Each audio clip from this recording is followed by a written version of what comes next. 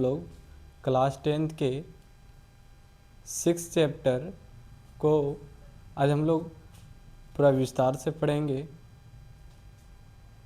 6.1 का कॉन्सेप्ट देखेंगे कि 6.1 कैसे बनता है, को कैसे समझाएंगे बच्चों सबको।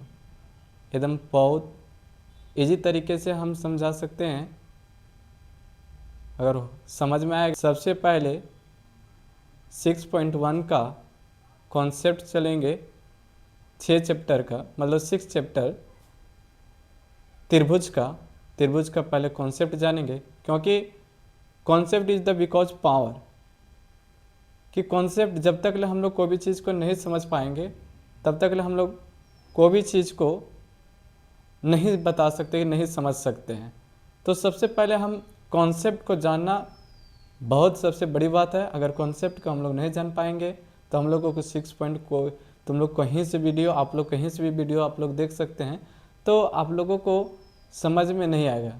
ठीक है, तो सबसे पहले कॉन्सेप्ट हम लोग को जानना बहुत अति आवश्यक है। तो मैं सबसे पहले आप लोगों को मैं कॉन्सेप्ट 6.1 को समझाएंगे कि 6.1 किस तरह से बनेगा। ठीक है, आप लोगों को तो 6.1 का चैप्टर का नाम है त्रिभुज। क्या नाम है? त्रिभुज। ठीक है, क्या नाम है बच्चों? त्रिभुज। अब इस त्रिभुज सबसे पहले तुम लोग को माइंड में उठता होगा कि त्रिभुज सर किसे कहेंगे। ठीक, त्रिभुज जिसको इंग्लिश में हम लोग ट्राइंगल बोलते हैं, और त्रिभुज को समझने के लिए सबसे पहले त्रिभुज का डेफिनेशन बहुत जानना जरूरी है। तो अभी हम त्रिभुज का डेफिनेशन जानेंगे कि त्रिभुज किसे कहेंगे। तो त्रिभुज में 3 भुजाएं होती है। त्रिभुज में कितनी भुजाएं होती? 3 भुजाएं। तो 3 भुजाएं बंद आकृति, मतलब कि एक कहने का मतलब मेरे ये है कि 3 सरल रेखाओं से बंद आकृति को क्या बोलेंगे? 3 सरल रेखाओं से बंद आकृति को हम लोग त्रिभुज कहेंगे। सर अगर हम लोग बंद आकृति नहीं बोलेंगे तो क्या त्रिभुज बोल सकते हैं? नहीं बोल सकते हैं। क्यों नहीं बोल सकते हैं? समझो एक बार बच्चों। जैसे एक भुजा ये हो गया, 2 भुजा ये हो गया, 3 भुजा ए हो गया, क्या इसको हम लोग त्रिभुज बोल सकते हैं? नहीं, हम इसको त्रिभुज नहीं बोलेंगे। त्रिभुज हम किसे बोलेंगे बच्चों? कि 3 सरल रेखाओं से घिरी बंद आकृति को हम लोग त्रिभुज कहेंगे। क्या कहेंगे? त्रिभुज। त्रिभुज किसे कहेंगे? तो 3 भुजाओं से बंद आकृति को हम लोग क्या कहेंगे? 3 भुजाओं से बंद आकृति को हम लोग बोलेंगे त्रिभुज, या 3 सरल रेखाओं से घिरी बंद आकृतियों को त्रिभुज कहेंगे। या तो फिर बच्चों किताब में डेफिनेशन किस तरह से लिखता है कि 3 सरल प्रतिच्छेदी रेखाओं से घिरी बंद आकृति को हम लोग त्रिभुज कहते हैं। तो त्रिभुज का डेफिनेशन देखो बच्चों, ये जो बीच वाला जो कट करके आया इसको हम लोग त्रिभुज बोलेंगे। क्या बोलेंगे? त्रिभुज। त्रिभुज किसे बोलेंगे? तो 3 भुजाओं से बंद आकृति को त्रिभुज कहेंगे। ठीक है, अब त्रिभुज कहेंगे। अब इसमें एक चीज़ और जान लो बच्चों कि त्रिभुज में 3 भुजा होता है। 1 भुजा, 2 भुजा, 3 भुजा। कितने भुजा? 3 भुजा होते हैं। 3 भुजा, और 3 कोण भी होता है। एक कोण, दूसरा, और ये तीसरा कोण। ठीक है, और त्रिभुज में 3 शीर्ष भी होता है। कितना? जैसे इसका नाम देते ए, बी, सी, ये सब शीर्ष हो गया। क्या हो गया? शीर्ष। जैसे भुजा को अगर हम लोग लिखेंगे बच्चों तो ये बी भुजा है, बी सी भुजा है, ये सी भुजा। भुजा को जब भी लिखेंगे बच्चों तो उसके ऊपर में हम लोग रैकरिंग का चिन्ह देंगे। और उसके बाद अगर इसमें एंगल पूछेगा बच्चों कि एंगल कौन कौन सा, तो angle A, angle B, angle C, बच्चों ये शॉर्ट फॉर्म में लिखा हुआ है। पूरा नाम कैसे लिखेंगे सर? तो पूरा नाम इसको लिखने के लिए बीच कौन, मतलब बच्चों की दो भुजा के बीच में कौन होना चाहिए। जैसे इसको हम लोग कैसे लिखेंगे, ये बी सी, ठीक है। इस एंगल को नाम लिखने के लिए बी ये सी, बी ये सी को बोलेगा नहीं सर कि सी ये बी लिखेंगे तो भी चलेगा। उसके बाद इस कोण को लिखना होगा बच्चों, तो कैसे लिखेंगे, ये बी सी, ये बी सी। उसके बाद इस कोण को लिखना होगा तो बच्चों कैसे लिखेंगे, बी सी ये, या तो फिर ये सी बी। हम इसको कैसे लिखेंगे, बी ये नहीं बी, सॉरी बच्चों, बी सी ये। हम इसको ऐसे लिखेंगे। शीर्ष कैसे लिखेंगे, शीर्ष बच्चों ये हो गया शीर्ष, बी हो गया शीर्ष, सी हो गया शीर्ष, ठीक है बच्चों। तो ये भुजा के बारे में जानेंगे कि त्रिभुज किसे कहते हैं, वो भी जानेंगे कि त्रिभुज तीन भुजाओं से बंद आकृति को त्रिभुज कहते हैं। और बच्चों कि अभी हम लोग ये भी जान पाएँ कि त्रिभुज में हम लोग देखें कि तीन भुजा होता है, त्रिभुज में तीन भुजा होता है, तीन कोण से होते हैं। शॉर्ट फॉर्म में भी बता दिए बच्चों कि शॉर्ट फॉर्म में कैसे, बीच वाला जो होता है बच्चों उसको हम लोग शॉर्ट में लिखते हैं। और शॉर्ट देखिए बीच वाला देखिए बी है तो बी लिखे, सी है तो हम सी लिख दें, ये शॉर्ट फॉर्म है। उसके बाद अगर शीर्ष देखा जाए तो ये बी और सी, ठीक है। उसके बाद उसको अभी एक सवाल माइंड में उठता होगा कि सर कि त्रिभुज कितने प्रकार का होता है। तो बच्चों त्रिभुज दो आधारित पर होता है, तीन भुजा के आधार पर, तीन कोण के आधार पर होता है बच्चों। तीन भुजा के आधार पर होता है, तीन कोण के आधार पर होता है बच्चों। तीन भुजा के आधार पर कौन कौन होता है सर, एक मिनट मैं इसको इरेज कर लेता हूं बच्चों। अभी हम लोग त्रिभुज का प्रकार पढ़ेंगे कि त्रिभुज कितने प्रकार के होते हैं बच्चों।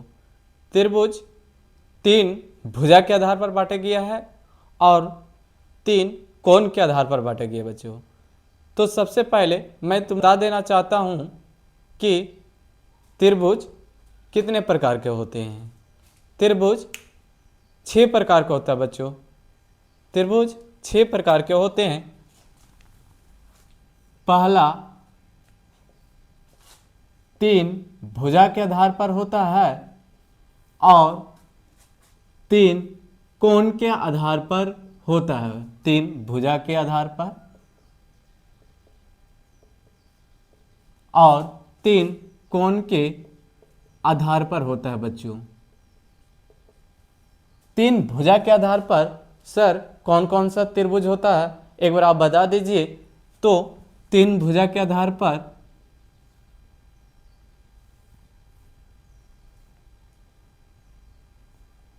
समबाहु त्रिभुज, दूसरा समद्विबाहु त्रिभुज,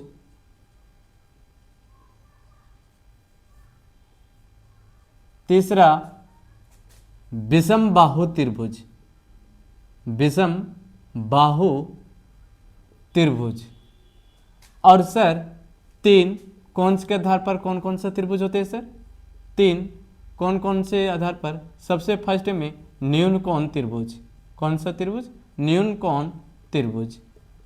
दूसरा समकोण त्रिभुज, तीसरा अधिक कोण त्रिभुज।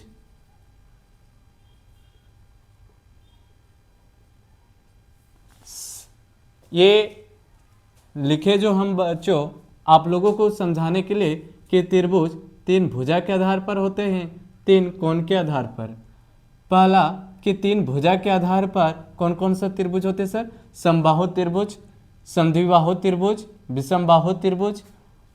कोण के आधार पर बच्चों न्यून कोण त्रिभुज होते हैं, समकोण त्रिभुज होते हैं, अधिक कोण त्रिभुज होते हैं। सर अब आप बता दीजिए कि समबाहु त्रिभुज का डेफिनेशन कैसे होगा? परिभाषा बता दीजिए सर कि समबाहु त्रिभुज किसे कहेंगे, समद्विबाहु त्रिभुज किसे कहेंगे, विषमबाहु त्रिभुज किसे कहेंगे, फिर न्यून कोण त्रिभुज किसे कहेंगे, समकोण त्रिभुज किसे कहेंगे, अधिक कोण त्रिभुज किसे कहेंगे। तो बच्चों, तो ये समबाहु त्रिभुज, विषमबाहु त्रिभुज, समद्विबाहु त्रिभुज, न्यून कोण, अधिक कोण, समकोण त्रिभुज, एक सारा त्रिभुज का परिभाषा मैं अगले क्लास में बताऊंगा, या तो फिर मेरे डिस्क्रिप्शन में लिंक दिया गया है, वहां से जा कर के आप लोग देख सकते हैं, क्योंकि जो वीडियो बनाए हैं वो ओल्ड वीडियो है। मैं इन लोगों को फिर से डिफिनेशन बता दूंगा। तो सबसे पहली बात कि अब इसी चैप्टर में त्रिभुज में क्लास 10th में समरूप के बारे में डिस्कस किया गया है। समरूप किसे कहेंगे सर? इसको इंग्लिश में सिमिलर भी बोला जाता है, सिमिलर ट्रायंगल। तो सर सिमिलर ट्रायंगल किसे कहेंगे? तो बच्चों, सिमिलर त्रिभुज किसे कहेंगे, समरूप त्रिभुज किसे कहेंगे?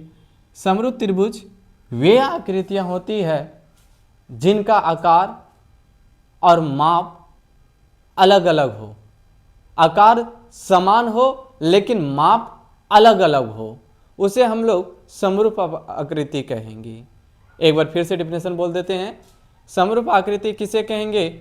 समरूप आकृति वे आकृतियां होती है जो आकार में समान हो और माप अलग अलग हो, उसे हम लोग समरूप आकृति कहेंगे। सर एक एग्जाम्पल से समझाइए, तो एक एग्जाम्पल हम दे रहे हैं। जैसे ये त्रिभुज है और ये एक बड़ा त्रिभुज है, इसका नाम दे देते हैं ये, इसका नाम बी, इसका नाम सी, इसका नाम दे देते हैं पी, इसका नाम देते हैं क्यू, इसका नाम दे देते हैं आर। तो बच्चों इसमें हम लोग एक चीज देख रहे हैं, क्या देख रहे हैं कि ये त्रिभुज जो लग रहा है छोटा लग रहा है और ये त्रिभुज जो तुम लोग को लग रहा है थोड़ा सा बड़ा। देखो त्रिभुज ई भी है, त्रिभुज ई भी है, त्रिभुज ई भी है, ई भी है, मतलब कि आकार दोनों का त्रिभुज है लेकिन माप इसका अलग अलग। इसका माप अगर देखा जाए तो 5, 6, 2 सेंटीमीटर वाला है, ये 7 सेंटीमीटर, 8 सेंटीमीटर और ये 9 सेंटीमीटर। इसकी अपेक्षा से ये बड़ा है, इसकी अपेक्षा से ये बड़ा है। कहने का मतलब है कि कहने का मतलब त्रिभुज त्रिभुज ही रहना चाहिए, उसका आकार बड़ा छोटा रहे, उससे हमको कोई मतलब नहीं बच्चों। जैसे एक एग्जाम्पल और से, जैसे मान के चलो ये वृत्त ये छोटा है और ये वृत्त बड़ा है, उससे हमको कोई मतलब है। वृत्त अगर ये छोटा बड़ा से हमको कोई मतलब नहीं, वृत्त वृत्त होना चाहिए, वृत्त वृत्त होना चाहिए। ये क्यों ना 5 सेंटीमीटर वाला हो, क्यों नहीं ये 10 सेंटीमीटर त्रिज्या वाला वृत्त हो, हमको उससे कोई मतलब नहीं है। हाँ ये जरूर होना चाहिए बच्चों कि वृत्त वृत्त होना चाहिए और आकार समान होना चाहिए और उसका माप अलग अलग होना चाहिए। माप करने का मतलब है बच्चों कि 5 सेंटीमीटर रहे, चाहे 10 सेंटीमीटर है, चाहे 6 सेंटीमीटर है, चाहे 7 सेंटीमीटर है, हमको उससे कोई फर्क नहीं पड़ता बच्चों, सिर्फ इसका आकृतियाँ समान होना चाहिए। जैसे मान के चलो बच्चों कि एक उदाहरण हम आप लोगों को मैं देना चाहता हूँ कि जैसे कि मान के चलो कि एक वृत्त ले लिए, एक वृत्त ले लिए, एक वृत्त ले लिए और एक त्रिभुज ले लिए बच्चों, क्या इसको हम लोग समरूप बोलेंगे? नहीं बोलेंगे सर। क्यों नहीं बोलेंगे? क्योंकि यहाँ पर जो वृत्त है, क्या यहाँ पर वृत्त है? No sir. क्या ये त्रिभुज है सर? क्या ये त्रिभुज है? नहीं सर। तो इसको हम लोग समरूप नहीं बोल सकते सर, ठीक है। तो समरूप त्रिभुज किसे कहेंगे बच्चों? एक बार हमें आप लोगों को बता देना चाहते हैं, वे आकृतियाँ जिनकी आकृति समान हो और उनकी माप अलग अलग हो, उसे हम लोग समरूप आकृति कहेंगे। बच्चों अब हम लोग कुछ 6.1 का क्वेश्चन नंबर की ओर चलते हैं कि 6 पॉइंट एक्सरसाइज में क्या क्या चीज़ें दिया हुआ है। जैसे बच्चों अभी आप लोग थोड़ा सा मैं इराइज कर लेता हूँ, मिटा लेता हूँ।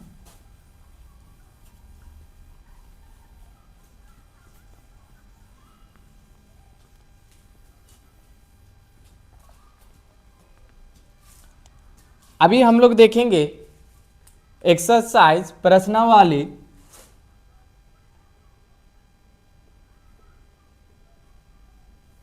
6.1 का क्वेश्चन नंबर पहला। 6.1 का क्वेश्चन नंबर पहला बच्चों 6.1 में लिखा गया है कि पुस्तकों में दिए गए शब्दों में से सही शब्दों का प्रयोग करते हुए रिक्त स्थानों को भरिए। पहला में सभी विरित होते हैं। देखो बच्चों अभी हम बताएं सभी विरित कहने मतलब है कि छोटा हो चाहे बड़ा हो, वो विरित आखिर क्या होगा, समरूप हो। चाहे उसका माप अलग अलग क्यों नहीं हो उसको भी हम लोग बोलेंगे, लेकिन हाँ वृत्त होना चाहिए। जैसे यहाँ वृत्त है, ये भी वृत्त होना चाहिए। ये क्यों ना 2 सेंटीमीटर वाला हो और ये 5 सेंटीमीटर वाला हो, उससे हमको कोई मतलब नहीं रखता है समरूप में। हाँ मतलब किस चीज़ का रखता है, आकृतियाँ समान होना चाहिए। अगर ये वृत्त है तो ये वृत्त ही होना चाहिए। दूसरा में लिखा हुआ बच्चों कि सभी वर्ग होते हैं, तो सभी वर्ग ये भी बच्चों समरूप होगा। क्यों होगा सर, देखिए कि ये 5 सेंटीमीटर 5 सेंटीमीटर 5 सेंटीमीटर 5 सेंटीमीटर, चाहे हम 10 सेंटीमीटर वाला क्यों नहीं ले ले हम वर्ग, ठीक है। तो आखिर ये जो वर्ग जो दिखाई दे रहा है ये भी तो वर्ग है, ये भी वर्ग है। हाँ फर्क ये इतना जरूर है इन दोनों में कि सर इसकी जो भुजाएं जो छोटा छोटा है और इनकी भुजाएं जो है से बड़ा बड़ा। तो मेरे कहने का मतलब है ये तो वर्ग कहलाएगा ना, ये भी तो वर्ग कहलाएगा। बड़ा और छोटा में हमको नहीं देखना है, हमको देखना ये वर्ग है या नहीं। हाँ अगर वर्ग ये दोनों है तो इसको हम लोग बोलेंगे समरूप आकृति, चाहे बड़ा हो चाहे छोटा हो उसे हमको कोई मतलब नहीं रखता बच्चों, या उसके माप अलग अलग हो उसको भी हमको कोई मतलब नहीं रखता है। अब तीसरा पॉइंट में सभी त्रिभुज समरूप होते हैं, समद्विबाहु या समबाहु। तो बच्चों एक चीज आप लोगों को मैं बता देना चाहता हूं कि ये समबाहु त्रिभुज होगा। सर समबाहु त्रिभुज कैसे होगा, क्योंकि समबाहु त्रिभुज में ये जो त्रिभुज है समद्विबाहु त्रिभुज में अगर देखा जाए तो 2 भुजा बराबर होती है। कितने भुजा, 2 बराबर भुजाएं होती है। और समबाहु त्रिभुज में सभी का सभी भुजाएं इक्वल होती है। कौन सी होती है, सभी का सभी भुजाएं इक्वल होती है। क्या चीज इक्वल होती है, भुजाएं इक्वल होती है, ठीक है। और उसके बाद चौथा पॉइंट में लिखा हुआ है, चौथा क्वेश्चन में पहला के चौथा में भुजाओं की समान संख्या वाले 2 बहुभुज समरूप होते हैं। 2 बहुभुज समरूप होते हैं यदि उनके संगत कोण बराबर हो और उनकी संगत भुजाएं बराबर हो। अभी बच्चों 6.1 को समझने के लिए, प्रमेय 6.1 को समझने के लिए अभी आप लोगों को एक मैं कॉन्सेप्ट बताएंगे। तो उस कॉन्सेप्ट में क्या है, जस्ट लाइसेंस रखो, क्योंकि अभी इसका कॉन्सेप्ट हम प्रमेय 6.1 का कॉन्सेप्ट हम बताएंगे। दूसरा क्वेश्चन में निम्नलिखित युग्मों को 2 भिन्न भिन्न उदाहरण दीजिए। पहला समरूप आकृतियां का और ऐसी आकृतियां जो समरूप नहीं। बच्चों आप, मैं आशा करता हूं कि क्वेश्चन नंबर दूसरा आप लोग पूर्ण तरह से बना सकते हैं, क्योंकि समरूप आकृतियां का उदाहरण देना है। समरूप आकृति का उदाहरण हम आराम से भी दे सकते हैं। दूसरा ऐसी आकृति जो समरूप नहीं है, इसका भी हम लोग एक एग्जाम्पल नहीं हम 10 एग्जाम्पल, 10 नहीं हम 20 एग्जाम्पल दे सकते हैं सर इसका। बच्चों अभी हम लोग प्रमेय 6.1 की ओर चलेंगे कि 6.1 क्या बोलता है, क्या हम लोग को क्या संदेश देना चाहते हैं, क्या कैसे हम लोग इसको समझ सकते हैं। प्रमेय 6.1 क्लास 10th का प्रमेय 6.1 को हम लोग अभी समझेंगे कि किस तरह से वो बनेगा, किस तरह से हम एक्सप्लेन तुम लोग करके समझा सकते हैं कि आप लोग पूर्ण तरह से समझ जाए कि क्लास 10th का प्रमेय 6.1 मैं आप लोगों को बीच बताने जा रहे हैं कि मोस्ट ये प्रमेय इम्पॉर्टेंट है, ये एग्ज़ाम की दृष्टि से भी बहुत बहुत इम्पॉर्टेंट भी है। तो मैं आप लोगों को देर ना करते हुए आप लोगों को मैं प्रमेय 6.1 बताने जा रहे हैं।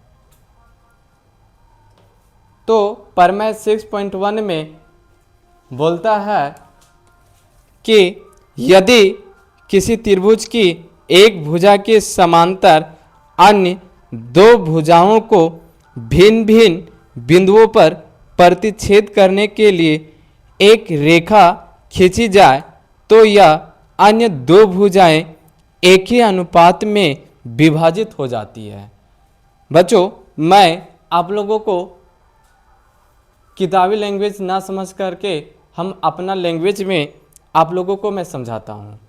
जैसे बोला है कि यदि किसी एक त्रिभुज, मान के चलो यदि एक त्रिभुज है बच्चों, तो सबसे पहले मैं एक त्रिभुज इस प्रकार से कुछ इस प्रकार से खींच लिए और मैं इसका नाम भी दे देता हूँ ये बी और सी, ए बी सी। तो यदि किसी त्रिभुज की एक भुजा, बच्चों अभी जस्ट पीछे मैं कुछ मिनट के बाद मैं बता चुका हूँ कि त्रिभुज में 3 भुजाएं होती हैं। कितनी भुजाएं? 3 भुजाएं होती है। तो त्रिभुज में 3 भुजाएं होती है, तो 3 भुजा होती है, तो 3 भुजा होती है, जिसमें से क्या बोलता है कि त्रिभुज की एक भुजा के हो सकता है इस भुजा के समांतर, इस भुजा के समांतर, मतलब त्रिभुज में किसी एक भुजा के समांतर, कहने मतलब है कि इस त्रिभुज के इसके समांतर हो सकता है, या तो त्रिभुज कहने मतलब है कि एक भुजा, कहने मतलब है इसका हम नाम लिख देते P, इसका नाम लिख देते Q, इसका नाम लिख देते R। हो सकता है इस भुजा इसके समांतर की बात करता हो सकता है अबरी त्रिभुज का नाम दे देते हैं, इस त्रिभुज का नाम दे देते हैं अबरी TQR नाम दे देते हैं TQR। और हो सकता है अबरी किसके भुजा समांतर करना चाहता है, इसके भुजा के समांतर करना चाहता है। तो मेरे कहने का मतलब है कि त्रिभुज में एक भुजा के समांतर हम तीन गो होता है, हम तीनों कंडीशन के आप लोगों को बता रहे हैं कि एक त्रिभुज इसके समांतर हो सकते, इस त्रिभुज इसके समांतर, इस भुजा इसके समांतर, हम तीनों भुजा को समांतर करके दिखा रहे हैं। और जो जहाँ पर ये प्रतिच्छेद किया, जहाँ कटा, ठीक है, और कटने के बाद क्या होता है कि एक रेखा खींची जाए, मान के चलो एक रेखा खींची जाए यहाँ पर, जैसे हम मान के चलो कि इसके भुजा के हम समांतर एक रेखा खींचे, तो जहाँ पर प्रतिच्छेद किया, अब प्रतिच्छेद करने के बाद हम इसको डॉट लाइन से या तो फिर लाइन से एक रेखा खींच देंगे और इसका कुछ नाम देंगे, ठीक है, इसका नाम दे देते हैं, इसका नाम दे देते हैं D और इसका नाम दे देते हैं E।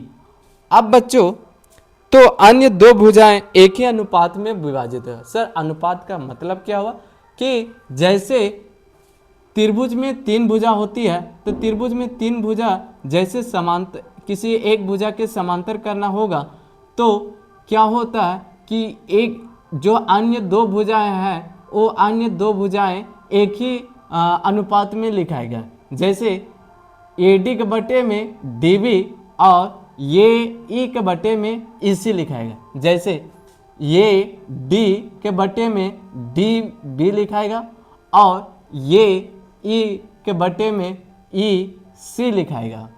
और जैसे इसका नाम दे देते हैं, इसका नाम दे देते हैं TN। बच्चों ये इस भुजा के समांतर है, तब हम इसको कैसे लिख सकते हैं, QN बटे में NR, एन बटे में एन आर और क्यू टी के बटे में टी पी, क्यू टी के बटे में टी पी। उसके बाद इसको भी कुछ नाम दे देते हैं बच्चों, इसको नाम दे दे एस और इसका नाम दे देते हैं पी। बच्चों इस भुजा के समांतर हो गया, तो मैं इसको कैसे लिख सकते हैं, आर एस के बटे में S Q R P, P के बटे में पी टी लिख सकते हैं, आर पी के बटे में पी टी लिख सकते हैं। उसके बाद मैं आप लोगों को बता दिए हैं कि क्या प्रूफ करना है। प्रमेय 6.1 क्या बोलना चाहता है, प्रमेय 6.1 क्या बोलता है कि त्रिभुज में 3 भुजा होता है, 3 भुजा में किन्हीं एक भुजा के समांतर करना है। हम एक भुजा के समांतर कर दिए और जहाँ पर इन लोग दोनों प्रतिच्छेद करेगा हम उसको एक रेखा खींच दिए। रेखा खींचने के बाद जो अन्य जो 2 भुजाएं जो बचा हुआ था उस भुजा के अनुपात होगा। कहने का मतलब है कि जैसे इसको इसके समांतर कर देते हैं तो हम इसको AD के बटे में DB लिख सकते हैं और AE के बटे में EC लिख सकते हैं। बच्चों एक लाइन और मैं आप लोगों को कहना समझाते हैं कि जैसे मैं आप लोगों को बताना चाहता हूं कि इसको हम कैसे लिखेंगे। इसको हम लोग BPT के थ्योरम से भी नाम से जानते हैं, BPT, और उसके बाद थेल्स थ्योरम के नाम से भी जानते हैं, थेल्स प्रमेय या फिर BPT थ्योरम। ठीक है, ये इसको 2 नाम से भी जाना जाता है। बच्चों कि AD के बटे में DB और AE के बटे में AC, इसको हम लोग कब लिख सकते हैं सर, जब तक ये दोनों समांतर नहीं होगा तब तक हम इसको AD के बटे में DB और AE के बटे में AC नहीं लिख सकते हैं। जैसे कहने का मतलब है कि DE समांतर BC, DE समांतर BC, जब तक ले समांतर ना बोला जाए तब तक ले हम इसको नहीं लिख सकते हैं। समांतर बोलेगा तब हम ये काम करेंगे। अगर ये बुक में अगर दिया हुआ रहेगा तो हम इसको ऐसे भी लिख सकते हैं। ठीक है, क्योंकि हम इसके निर्भर से हम ये वाला लिख सकते हैं, क्या हम इसको निर्भर से हम ये वाला नहीं लिख सकते हैं, लिख सकते हैं बच्चों। तो इसको प्रमेय 6.1 क्वेश्चन समझ में आ गया होगा, कॉन्सेप्ट समझ में आ गया। अब इसको हम लोग कैसे प्रूफ करेंगे, प्रूफ करने के लिए मैं अभी बताता हूं कि क्या क्या चीजें दिया हुआ है।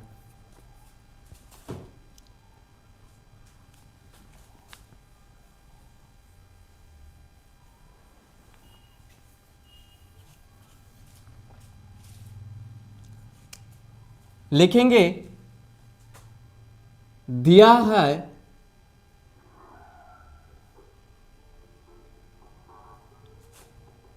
त्रिभुज ABC में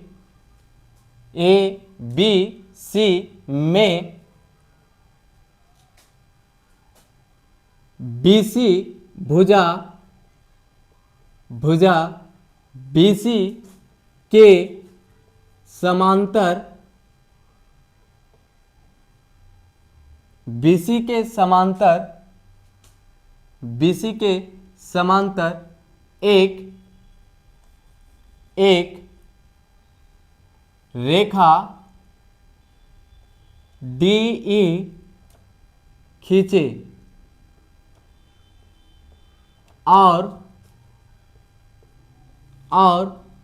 AB और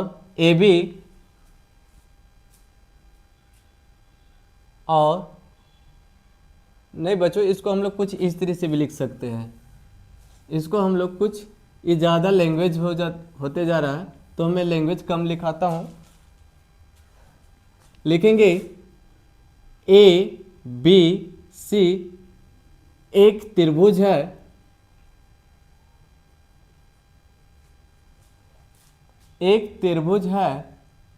जिसमें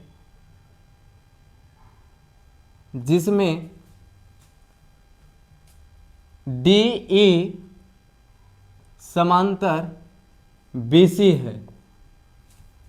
सिद्ध क्या करना है बच्चों,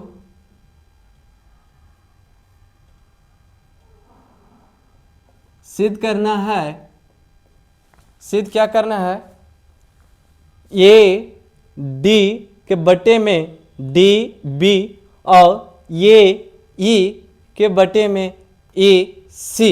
इसको हम लोग कैसे प्रूव करेंगे, तो देखो लिखेंगे ए डी के बटे में डी बी बराबर ये ई के बटे में ई सी लिखेंगे। बच्चों यहाँ करने के बाद मैं रचना करूँगा। क्या करूँगा, रचना। रचना क्या कर रहे हैं कि डी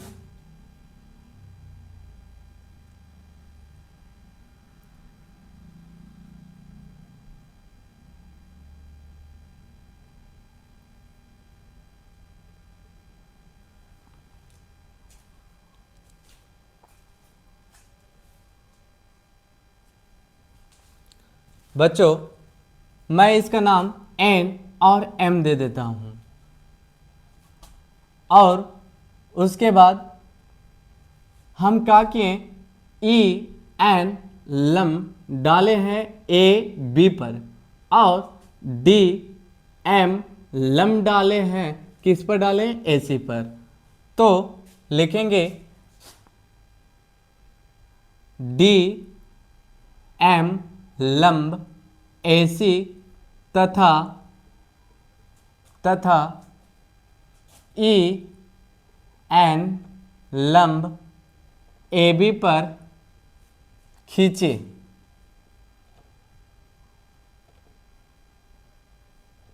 और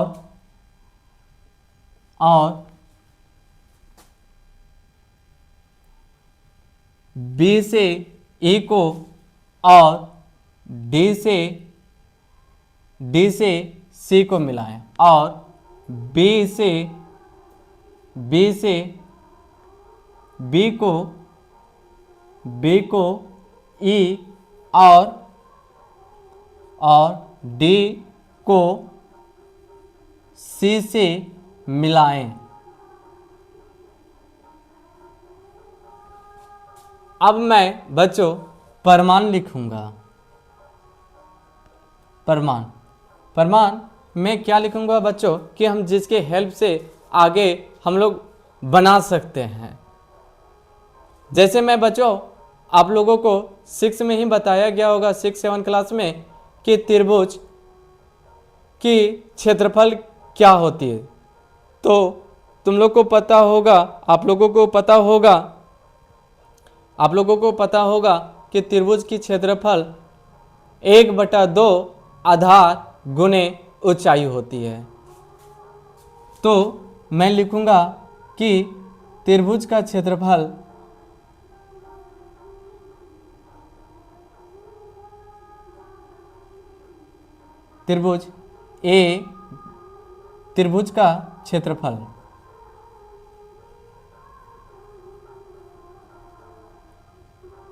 त्रिभुज का क्षेत्रफल क्या होता है, 1/2 आधार गुने ऊंचाई। तो अभी सबसे फर्स्ट में देखा जाए, ये डी ई एक त्रिभुज है, ये डी ई एक त्रिभुज है। तो एरिया त्रिभुज ये डी ई बराबर एक त्रिभुज ऐसे देखा जाए, डी बी डी ई में एरिया बी डी ई। तो बच्चों सबसे जो फर्स्ट वाले जो त्रिभुज लिए थे ए डी ई, उसका क्षेत्रफल क्या होता है, 1/2 लिखेंगे। एरिया त्रिभुज ए डी ई का, ये डी ई का क्षेत्रफल, तो फार्मूला के अनुसार से 1/2। उसके बाद आधार मेरा क्या हो जाएगा, ये डी क्या हो जाएगा, ये डी, और ऊंचाई मेरा क्या हो जाएगा, ई एन, क्या हो जाएगा, ई एन। उसके बाद बी डी ई में हम इसको कैसे लिख सकते हैं, 1/2 गुना गुना हम इसको लिख सकते हैं आधार, आधार मेरा हो गया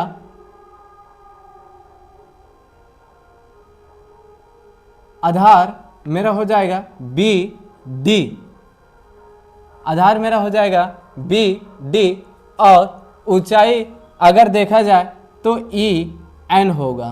बच्चों कैसे होगा सर, देखो तुम लोग, आप लोग देखो B D E, B D E, हम कुछ इस तरह से त्रिभुज है ये B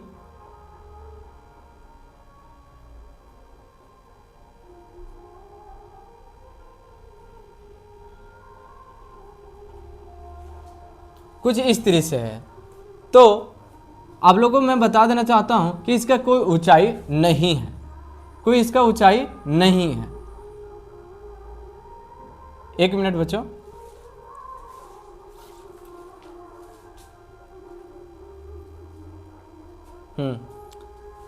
B D D E, चलो इसका ऊंचाई अब हो जाएगा ये वाला ऊंचाई हो जाएगा। तो इसके मुताबिक से ऊंचाई अगर हम कुछ नाम देते ये ऊंचाई होगा, ठीक है, बल्कि ये ऊंचाई नहीं होगा, ये ऊंचाई नहीं होगा, ये ऊंचाई नहीं होगा, ऊंचाई मेरा ये वाला होगा। इसी तरह से इस त्रिभुज का ऊंचाई मेरा ई एन होगा। अब यहाँ से 1/2 ई एन और ई एन कट जाएगा, ठीक है।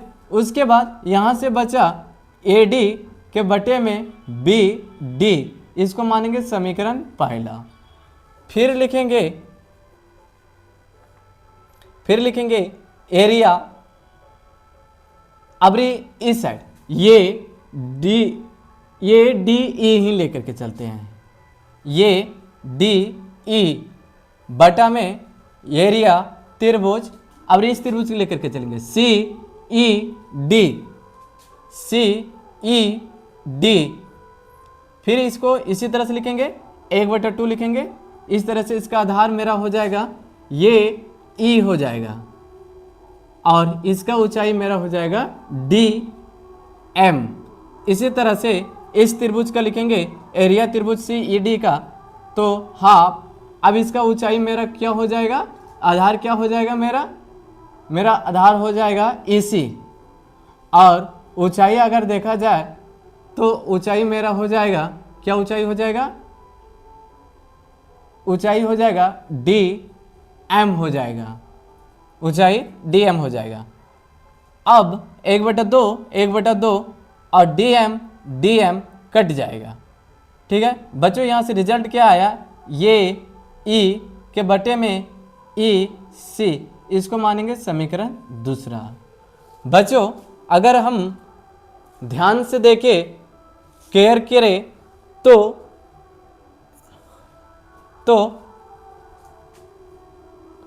बी डी ई और बी डी ई और सी ई डी, ये दोनों त्रिभुज का आधार डी ई है, दोनों त्रिभुज का आधार डी ई है। फिर से एक बार बच्चों, बी डी ई का आधार और सी ई डी का आधार दोनों सेम है, दोनों का क्या नाम है सर, डी ई है। इस त्रिभुज का आधार और इस त्रिभुज का आधार देखा जाए तो दोनों का आधार डी ई ही है, ठीक है। तो अगर इस बेस पर रहता है तो दोनों का क्षेत्रफल बराबर होता है। जब अगर दो समांतर रेखाएं रहेगा और दो समांतर रेखाएं में अगर दो त्रिभुज रहेगा और उसका बेस कॉमन रहेगा, सेम रहेगा, तो उस कंडीशन में दोनों त्रिभुज का क्षेत्रफल बराबर होता है, एरिया बराबर होता है। तो यहाँ पर हम लोग लिख सकते हैं कि त्रिभुज बी, बच्चों मेरे पास स्पेस नहीं है तो मैं इसको इरेज करके लिख सकता हूँ।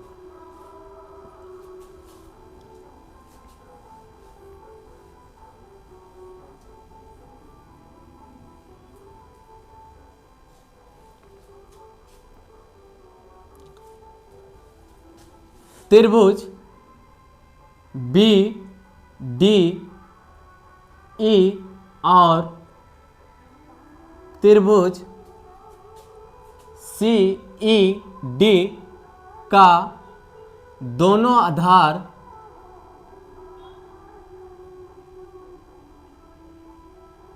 आधार बराबर है।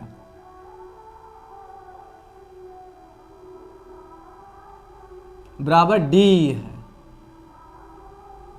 फिर से समझाते बच्चों, अगर दो समांतर रेखाओं के बीच में अगर दो त्रिभुज का आधार सेम हो, बेस सेम हो, तो उस कंडीशन में, उस सिचुएशन में दोनों त्रिभुज का क्षेत्रफल बराबर होता है। तो मैं इसको ऐसे लिख सकता हूँ, एरिया त्रिभुज B D E equal area त्रिभुज सी ई डी। बच्चों अब मैं समीकरण दूसरा से चलता हूँ। समीकरण दूसरा में क्या लिखा हुआ था बच्चों? ये वाला लिखा हुआ था। हम लिख सकते हैं एरिया त्रिभुज ये डी ई और एरिया त्रिभुज सी ई डी बराबर ए ई बटे में ई सी लिख सकते हैं। बच्चों अब हम इसको जैस के तैस लिखते हैं, एरिया ये डी ई बटा, अब देखिए कि एरिया सी ई डी है, एरिया सी ई डी है, तो एरिया सी ई डी के जगह पर हम क्या लिख सकते हैं? एरिया बी डी ई लिख सकते हैं। अब देखा जाए तो ये डी ई और बी डी ई ये दोनों यहाँ पर वाला समीकरण 1 आ गया, तो इसके बराबर में मेरा क्या आया था? ए डी के बटे में क्या आया था? D B. इस तरह से ये ई बटे में ई सी बराबर ए डी के बटे में डी बी। प्रूफ, यही प्रूफ करना था बच्चों। आज का क्लास यहीं तक बच्चों, अगला दिन मिलेंगे। Bye bye.